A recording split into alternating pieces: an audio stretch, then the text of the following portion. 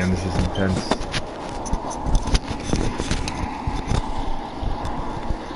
Oh, I see him. I see him. I see him. I see him.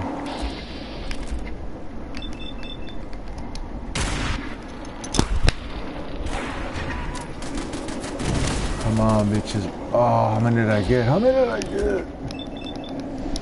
Not enough.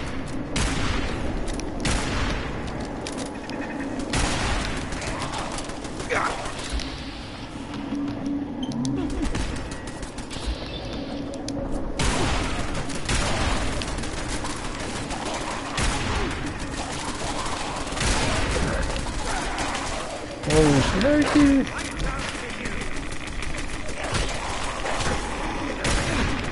Crap.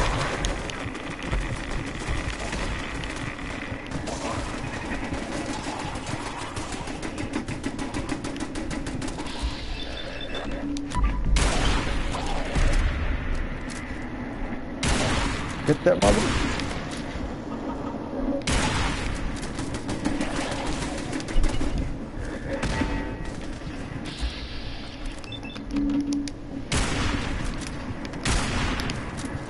I know, still alive. Oh crap.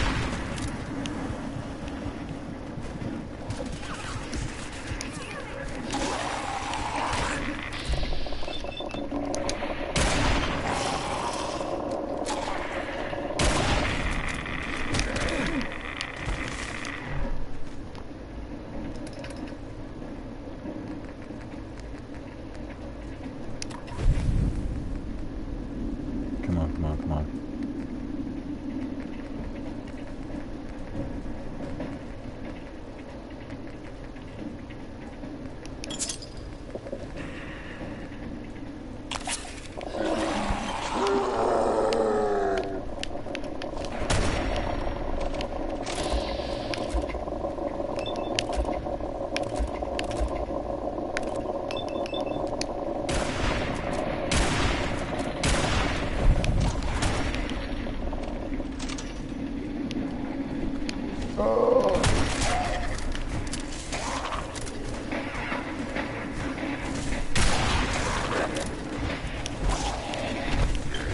Fire machine guns, fire machine guns.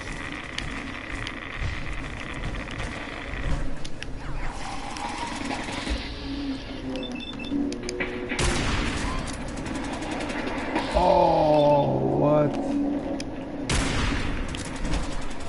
Is she dead? No.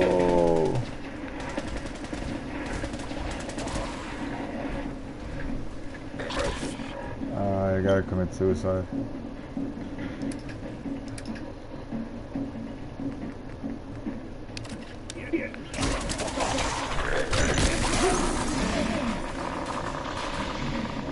Gotta be done.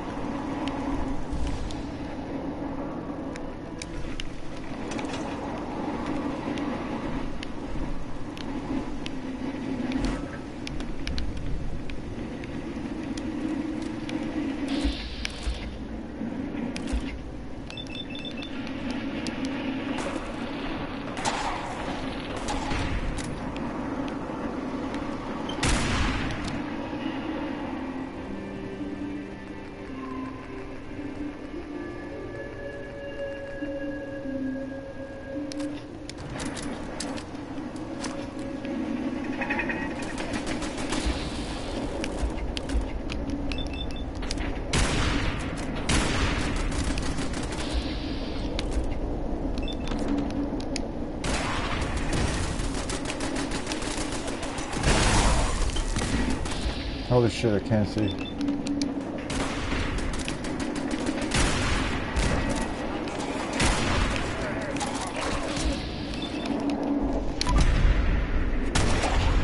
Oh, legendary crap.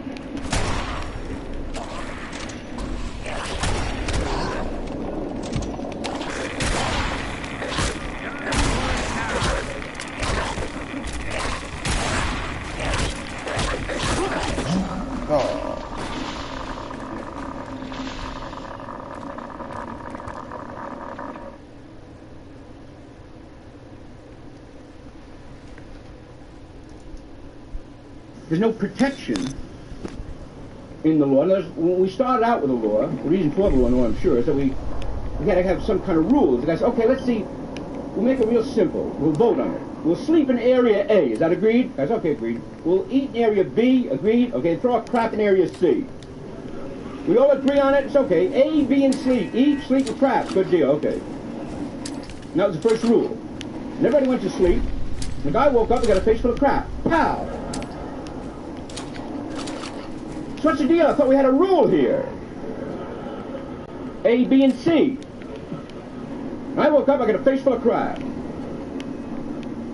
So I realized something, that making the rule meant nothing until you could enforce it. So I said, well, let's see, we'll enforce the law, and we'll have it that, we'll make it a right because we don't want it to be a remedy. In other words, we don't want to wait till the crap in our face till we can enforce the right. There'll just be a flat-out penalty. Prescribe it in front, okay? Anybody throws any crap on us while we're sleeping or eating gets thrown in the crap house. We agree on it? That's, well, but what if it's my mother or my aunt? What's that got to do with it? But I mean, it's a very important thing. No, you understand. That turns on the fact. The law is that anybody gets thrown right in the crap house. That's it.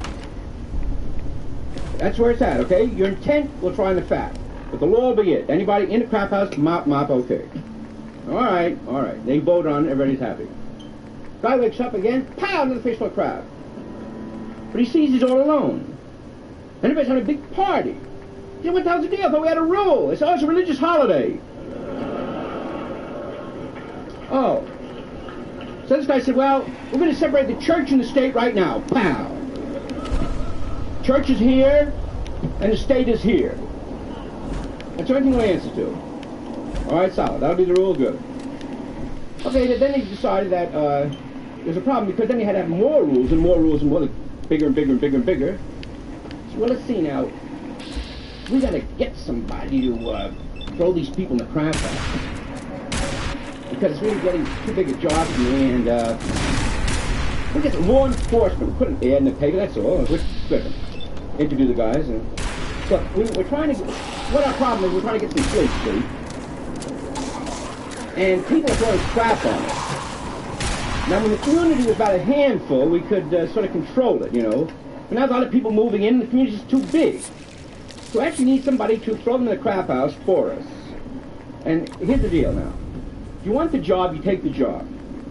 Now, why we're giving you the job is that everybody was doing their uncle favors and their aunt favors, and this got ridiculous. So we want a straight, hard rule. We give you the law, you enforce it. I don't care if somebody's mother's sick, dying, whack them out.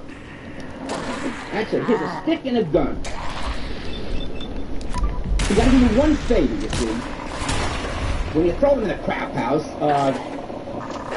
you're gonna go working for me. I gotta do business with these assholes, you understand? And you'll hear me say a lot of times, like, take a certain kind of mentality to do this work, you know, but, and that's the bullshit I gotta, go along with it. So, and I'll wait in the back room and I'll make sure you throw them all in the crap house. So you be the bad guy. because I got to do business with the people, and you don't understand what it is, you know. Man, you just take care. All right, now you got a riot, right? Now you got a poor cop with a short sleeve shirt in his hand.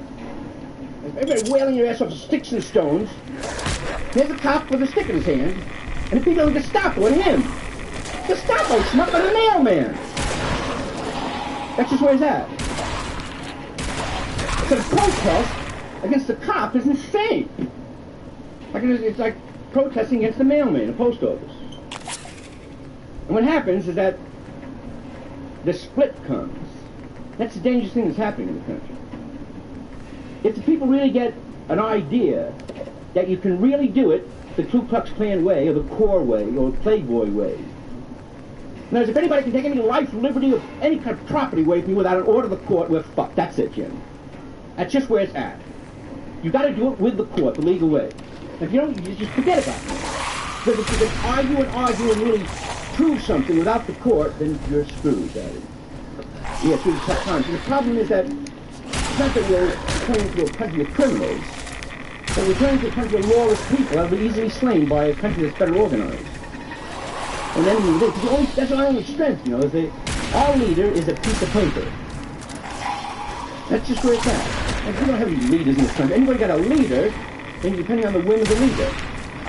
You know, it's tough to do up this country because you have to kill everybody because anybody's got the paper has got the government. That's what the Constitution is. You got the charter, you know where it's at.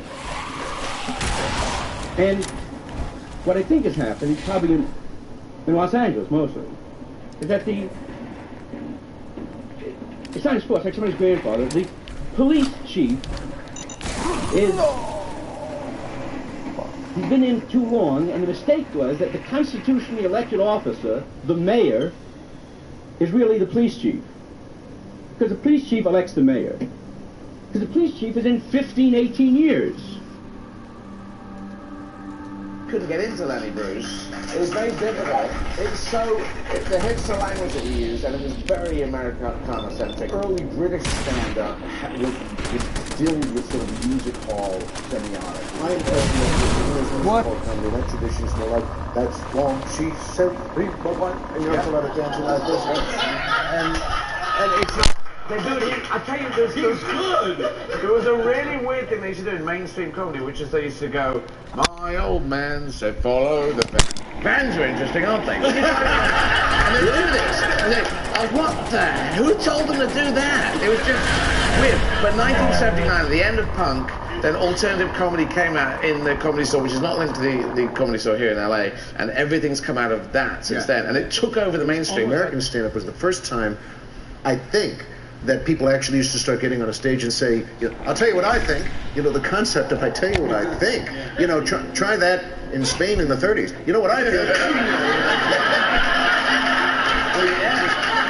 So, I mean, there was no Italy in the 20s. I love comics that have an opinion. Like, comics without an opinion bug me. I don't care if he's angry at what, you know, or if I don't agree with his opinion, or her opinion, but if they have an opinion, a really strong one, then I'm hooked. I mean, the best stand-ups, I believe, tend to ruin a generation of comics. Like Bill Hicks ruined a generation of comics in Britain who tried to... Richard Pryor ruined 3 or 4 generations of black comics.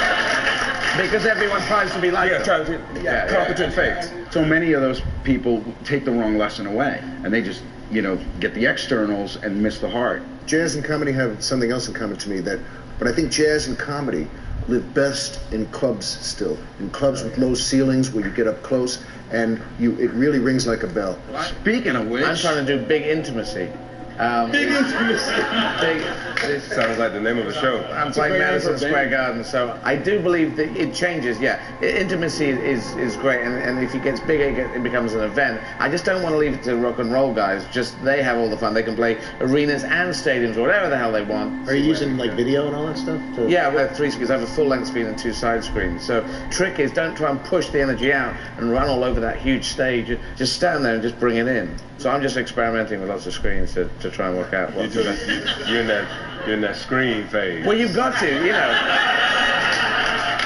It could ruin it for a generation. Like everyone's got screens everywhere.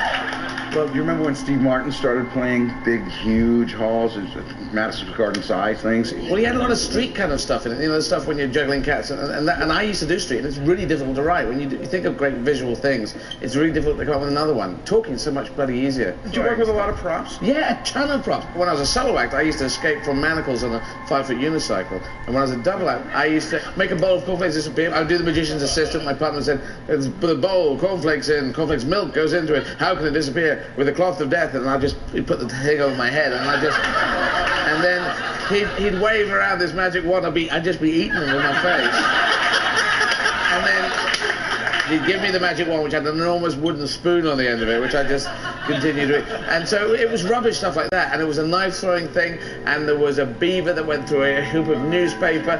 So there was a massive props. And then I was at the Comedy Store in London, and I just noticed the respect that was going to the stand-ups who were saying, you know, God, does God exist? And cheese, what can we do with it? And they just talk about anything. And then they go, well, I'm going to have some drinks. And I'd be dragging all my stuff up the stage and trying to mop up. And I felt such an idiot. I thought, I'm stopping this and starting that one. You know, I would pay good money to see you and that other guy do your old act. I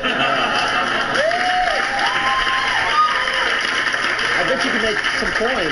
You would call it Eddie Izzard's old act. You could call it my old act and just explain this is the one I started out with. And at least now, I'm not going to do it. Yeah, but at least now you'd have people carrying the stuff for you.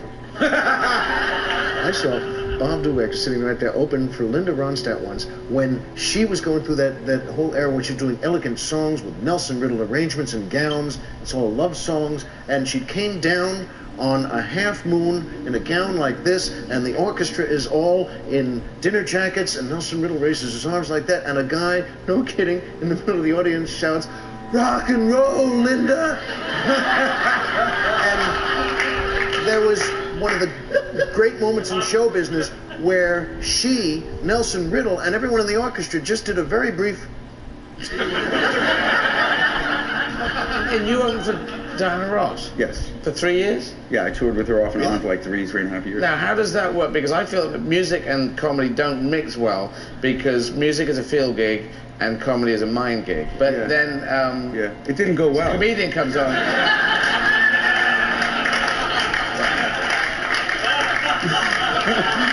No, here's the thing, is she gave no billing. Nobody knew there was an opening act. And I would go and I would say, look, we've been doing this now for a year and a half. Can I maybe get billing? So she'd just go, no, but here's another $5,000. You know, so I had no billing. So that was the real challenge, because I was basically on while people were still coming in and sitting down. Wow. And then one day, yes, it was fucking insane. And then one day, this thing, you know how sometimes something will just come to you full blown, lights would go down, the music would start up, and you hear that drum roll, you know, and you'd hear, it ain't no mountain high enough for, 15 bars. And then the announcer would come in and go, ladies and gentlemen, welcome to the Diana Ross Show. And the crowd goes, yeah! And then they go, please welcome your special guest, Paul Provenza. And you could hear thousands of people go, a fucking nightmare, right? That hurts. So one day I came out on stage and I just said, okay, I know, you get all dressed up, you come out here, the lights come down, the music comes up, you're all excited, I show up, you're pissed off, I get it. You didn't know I was going to be here, but you know when you go to the deli and you buy a sandwich and they give you that pickle with the sandwich? They don't tell you you're going to get the pickle. They just give it to you. I'm the pickle. And that changed everything. That changed everything. And if I hadn't come upon that, it probably would have been about a week and a half gig. I opened for KC and the Sunshine Band. One show, but it seemed like 3.5 years. Because it was at the Coca-Cola Stadium, it was like 16,000 people, and you come out, and 4 or 5 minutes in, they came out to do the sound test right behind me. So you're performing, and a guy behind the bass drum will go, "Tum, tum, tum, tum, tum, tum." And then into the mic, test! Test! And really no brotherhood of performing? Wow. Now, there's something I got to say on top of this. If you do your bit of stand-up, and then someone comes on with headphones on and goes, go longer. No, it's fine. And it's as if we're just sort of cows. You can milk us. And we go, so anyway, chickens, what, and And this is because some band is backstage having a hissy fit about some bloody thing, or there's something not working, or the mic's fallen off. And they never say to the bands when they finish, they do another one, do another, play another one. The stand-up's back there and he's having a snooze. Play it. And we are used as cannon fodder. The most humbling realization I ever had as a comedian, this is, just put it all in perspective for me. I was working a cruise ship. Working it. Man's got to eat. And you can eat 24/7 on a cruise ship. But This is after Dinah Ross, yeah? This is it was good money. Shut up, Mr. I'm playing Madison Square Garden. No, I did everything. Any gig that came my way, I did it. That's the point. Don't do that. Every gig. I guess that $5,000 ran out, eh?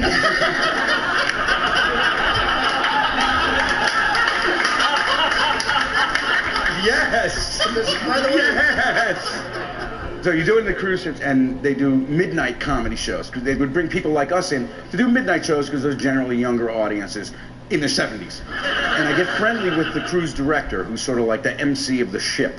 He explains to me one night, and he said, well, the reason that you're hired to perform at midnight is so not everybody on the ship goes to the buffet at the same time. Really? That's it. Similar thing. And I realized I am a traffic cone. That's it. I did my one and only cruise I did about 6 months ago, Sweden to Finland, and it was just an all-night cruise. How was it? And it was weird because young men and single women, they go on these cruises and they get drunk and they have sex because they can't do it on the mainland in this way. And I asked the guy, I said, why do y'all do this? And he said, it's just an understanding for women. If you get fucked underwater, it doesn't count. And so, Is this international marine law? If that's not a book title, I don't know what is.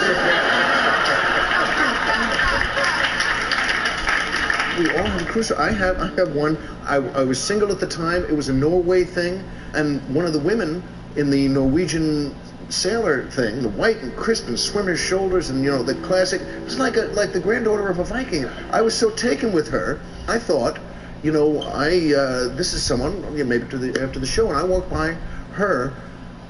The body odor was so astonishing. I was never so stunned. Everyone is right when they say that Americans shower too much, but every so often you want to say, ever been in an elevator in Oslo? Because this was nuts. It was so nuts, and she actually came up to me and she said, "Well, would you like to get a beer or something?" And I said, for the first time, you know what? No. I have such an early class tomorrow. I have to take a shower. Get me? I'm taking a shower right now. Maybe you can join me in the fucking shower. But honestly, we can take a shower together, then have a beer. What's the cigarette? Oh, smoke in her face to get the odor. Was she wearing a uniform? Yeah. Because you can't clean uniforms. That's the thing. They move around and you sweat. Well, you can't. You could dry clean them. You can't wash them in a bloody tub. They just fall apart. They're uniforms. I know they don't stop bullets, but I thought you could at least wash them. No? It's so funny as comics, by the way, we pick something visual. No, this is so cool. We're using washboards from 1,000 years ago. I think it could be a uniform thing.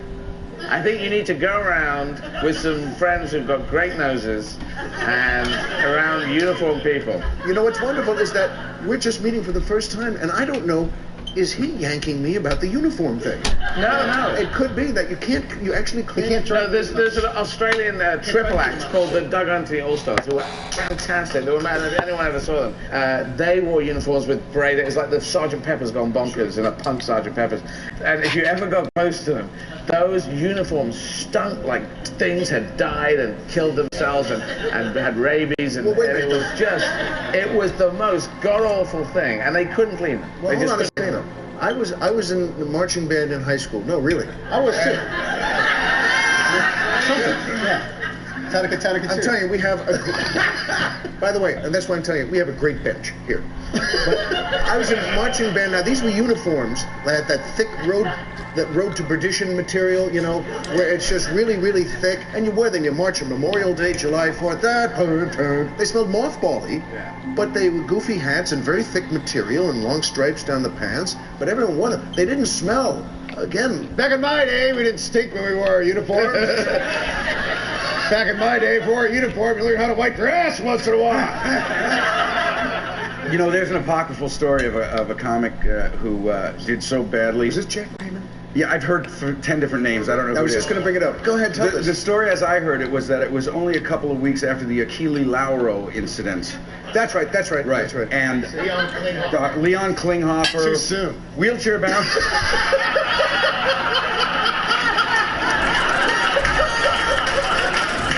You're all trying to have fun here, all right? Where they shot Leon Klinghoffer in the wheelchair and push him overboard, right? They get on the ship and, you know, they give the rundown. The people run, think, okay, here are the things. Can't do this, can't do that, can't do this, can't do that. Right off the bat, first thing was, do not mention the recent incident at sea. 5 minutes into his act, there's a guy in the front row in the wheelchair, and he goes, come on, laugh. It's not like we're going to shoot you in the head, throw you overboard.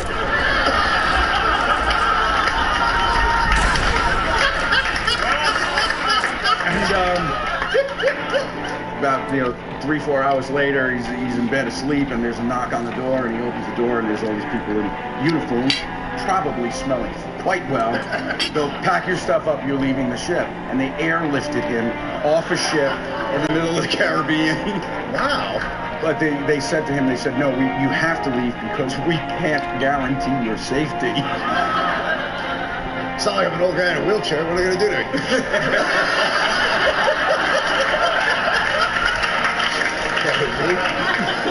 I can run. Comedy again is the same thing as he just did. It's like the washboard again. This works too. It just feels like It's good for detective stuff. What do you mean? Yeah, I do it. If you do that one, you do that guy was complaining. I don't know. It's a complaining guy. Let me tell you about what I do. Well, I've never done a cruise ship. No, but I've done some really crap things. Have you ever dismissed an audience? That is a great feeling. Dismiss? What you mean? Wait, you could do that? Yeah, I did it twice. Twice I dismissed. Will they still pay you for that? No, it was street performance, so it's slightly different gig. They're going to pay at the end. But it's interesting. I was out there, I was in a double act, I was out there, and we were given every bit of energy and excitement on a day that was grey and overcast in London. So we're really working our asses off here. We're putting a lot in. You're giving us nothing back. Just go. And then, but interestingly, that dynamic they were not expecting, and then they would not go. They found that too interesting. They didn't massively change their demeanor, but they didn't go. They just stayed, and I walked off. By the way, I've got one for you. Iowa State Police Association convention. 1,000 officers and their wives in a domed ballroom in the Davenport Hilton. I'm in the back in my old sport jacket next to a trooper in uniform who's going to walk me through the room up front. How do you smell?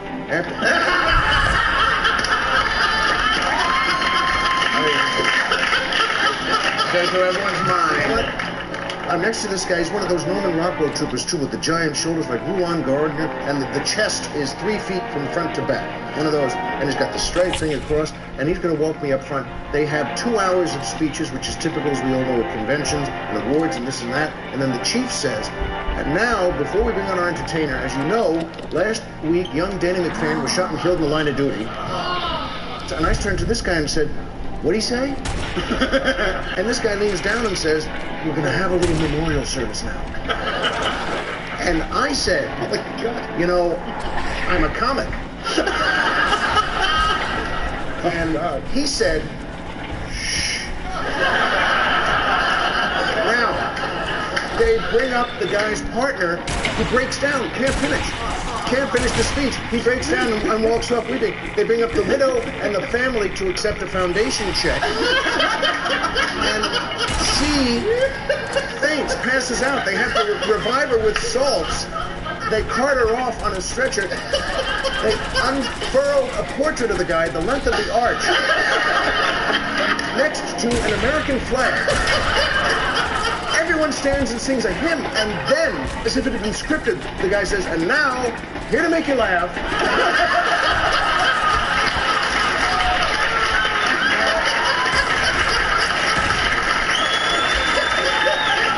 here's the thing. Every comic knows this. It would never enter our heads to not go on.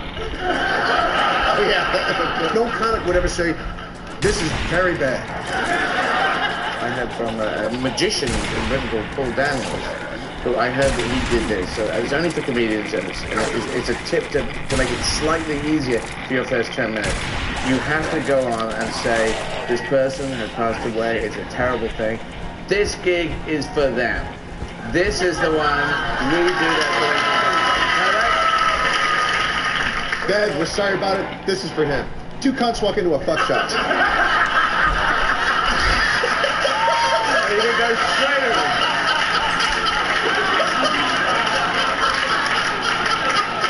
Stop me if you heard it.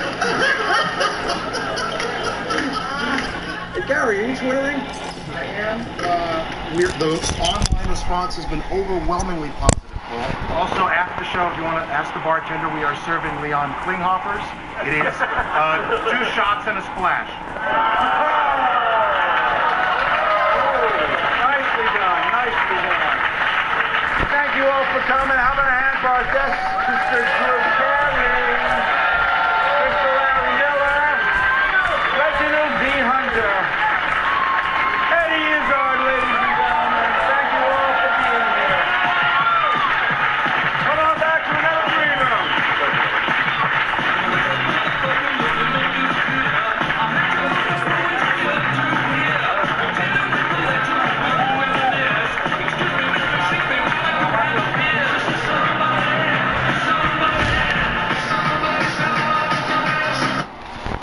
Is the respect that was going to the stand-ups who were saying, you know, God, does God exist? And cheese, what can we do with it? And they just talk about anything. And then they go, well, I'm going to have some drinks. And I'd be dragging all my stuff off the stage and trying to mop up. And I felt such an idiot. I thought, I'm stopping this and starting that one. You know, I would pay good money to see you and that other guy do your old act. I bet you could make some coin. You could call it Eddie Izzard's old act. You could call it my old act. And you could explain this is the one I started out with. And at least now... I'm not going to do it. Yeah, but at least now you'd have people carrying the stuff for you.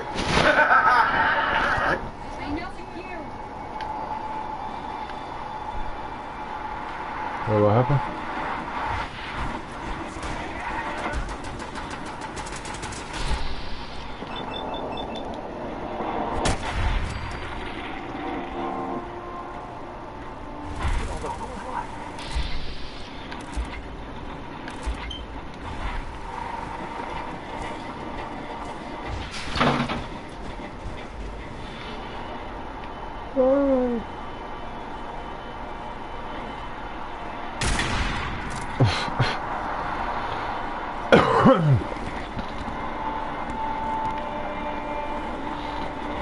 Alright, that's that.